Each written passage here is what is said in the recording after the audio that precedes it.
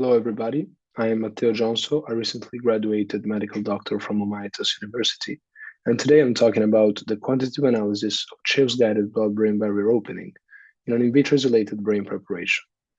This work was conducted at Carlo Besta Neurological Institute in the Acoustic Neuroimaging and Therapy Lab. Microbubbles are widely known as ultrasound contrast agents with both diagnostic purposes to ensure CEUS imaging and therapeutic purposes in which they can be used as amplifiers of the mechanical bioeffects of therapeutic ultrasound, such as acoustic cavitation. However, microbubble distribution in the human brain is not yet fully understood, limiting the precision of CEUS guidance and treatment. In our opinion, a quantitative analysis of microbubbles distribution during CEUS imaging and treatment would contribute to an easier and safer translation of such technology in neurological and neurosurgical clinical practice. This prompted Francesco Prada et al.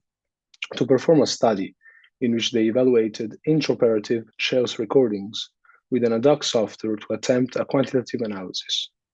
Regions of interest were selected and the time intensity curves of microbubble distribution were obtained, leading to the discovery of different types of brain tumors and regions with different types of microbubble distributions. The aims of our study are to determine whether US-mediated BBB opening can be achieved in an in vitro isolated brain preparation with real-time CEUS guidance, and later to quantitatively measure the concentration of microbubbles before, during, and after the BBB opening procedure. Our model is the in vitro Guinea pig brain, which is maintained in vitro by arterial perfusion and retains normal physiological properties close to the in vivo condition for several hours. More importantly, the blood-brain barrier is structurally and functionally intact during the whole procedure. Our experimental setup as a therapeutic ultrasound transducer placed on top of the Guinea pig brain developed by INRIM, and on the side, there is an ESA-OTE diagnostic imaging probe that is able to provide both B-mode imaging and CEUS real-time imaging, as you can see in the video.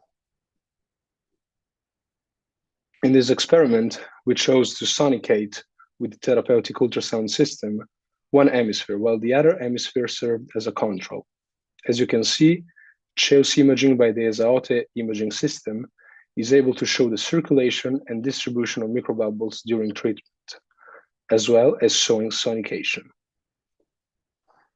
Later, Fitch albumin was perfused in order to show if blood-brain barrier opening actually occurred. As you can see in the image, the sonicated hemisphere has a higher signal of Fitch albumin, showing that the experiment was successful.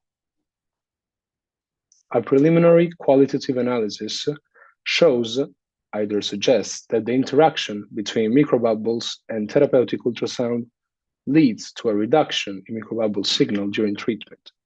You can see that by comparing image B before treatment and image D after treatment, where the intensity of the signal of microbubbles is definitely lower. These results are featured on scientific reports. Our secondary aim is to quantitatively measure the concentration of microbubbles before, during, and after the BBB opening procedure. To do this, we used a custom software that enabled us to select regions of interest that correspond to the two hemispheres, the treated one and the non-treated ones. The software later produced time intensity curves in which you can see the treated hemisphere in red and the non-treated one in blue. Already from this image, it is evident that the intensity of the signal in the treated hemisphere is lower than in the non-treated one.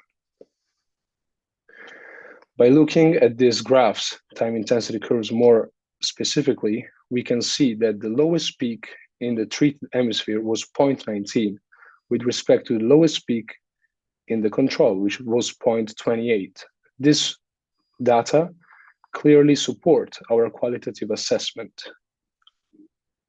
We performed this study on 5 different brains, and we evaluated the lowest peak values in treated hemispheres and control hemisphere on acquisitions acquired before treatment, during treatment, and after treatment.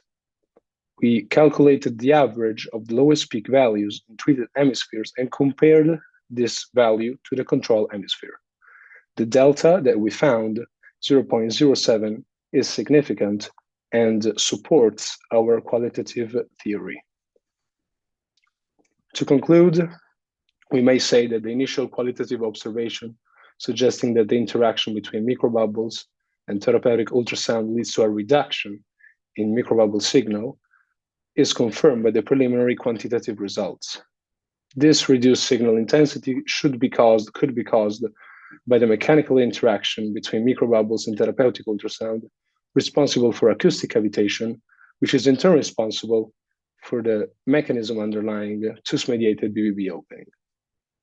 Further studies and finer statistical analysis will be performed to understand whether these results are scientifically significant. I want to thank all the research team at Neurological Institute Carlo Besta, and especially the lab PI, Francesco Prada. Thank you for the attention.